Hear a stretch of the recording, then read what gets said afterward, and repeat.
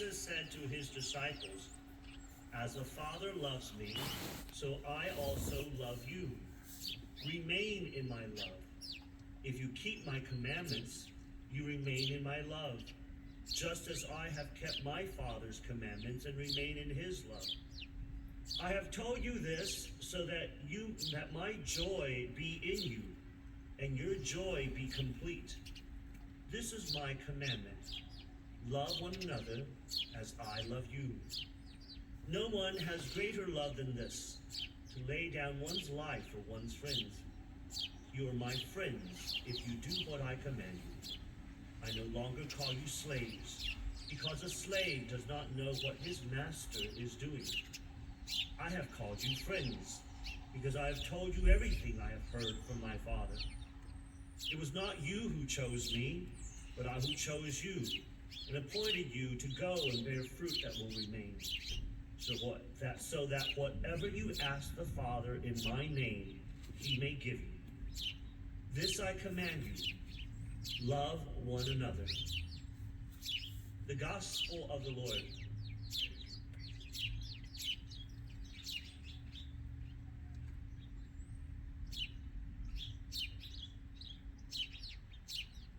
One of the most famous and popular writings of St. Francis de Sales is a book called The Devout Life. In this book, he writes to a character who he names Philotheo, which means the lover, the friend of God. And what he's doing is writing to all the faithful, trying to teach them how to be a true friend of God according to the particular vocation and state of life that we're in. And so I'd like to read for you an excerpt from his introductions to the devout life, so that you can see what the wisdom of St. Francis de Sales. St. Francis writes, "When God the Creator made all things, he commanded the plants to bring forth fruit, each according to its own kind. He has likewise commanded Christians, who are the living plants of his church, to bring forth the fruits of devotion, each one in accord with his character, his station, and his calling. I say that devotion must be practiced in different ways by the nobleman and by the working man, by the servant and by the prince, by the widow, by the unmarried girl and by the married woman. But even this distinction is not sufficient, for the practice of devotion must be adapted to the strength, to the occupation, and to the duties of each one in particular. Tell me, please, my Philothea, whether it is proper for a bishop to want to lead a solitary life like a Carthusian monk, or for married people to be no more concerned than a Capuchin monk about increasing their income, or for a working man to spend his whole day in church like a religious, or on the other hand, for a religious to be constantly exposed like a bishop to all the events and circumstances that bear on the needs of our neighbor. Is not this sort of devotion ridiculous, unorganized, and intolerable?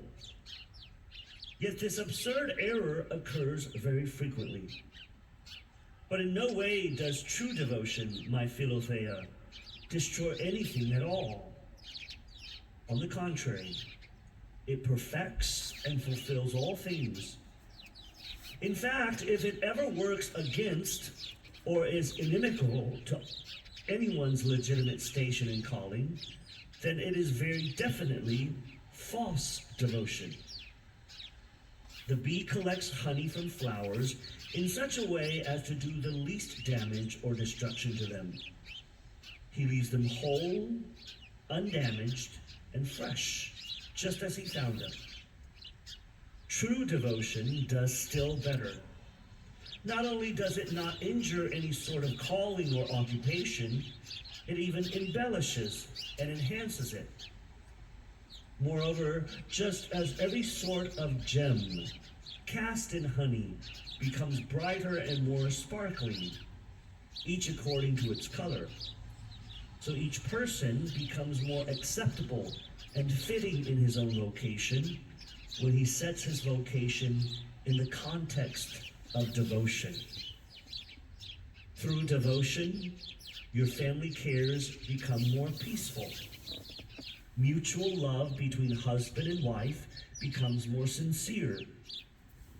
The service we owe to the prince becomes more faithful. And our work, no matter what it is, becomes more pleasant and agreeable. It is therefore an error and even a heresy to wish to exclude the exercise of devotion from military divisions, from the artisans' shops, from the courts of princes, from family households. I acknowledge, my dear Philothea, that the type of devotion which is purely contemplative, monastic, and religious can certainly not be exercised in these sorts of stations and occupations. But besides these threefold types of devotion, there are many others fit for perfecting those who live in a secular state. Therefore, in whatever situations we happen to be, we can and we must aspire to the life of perfection.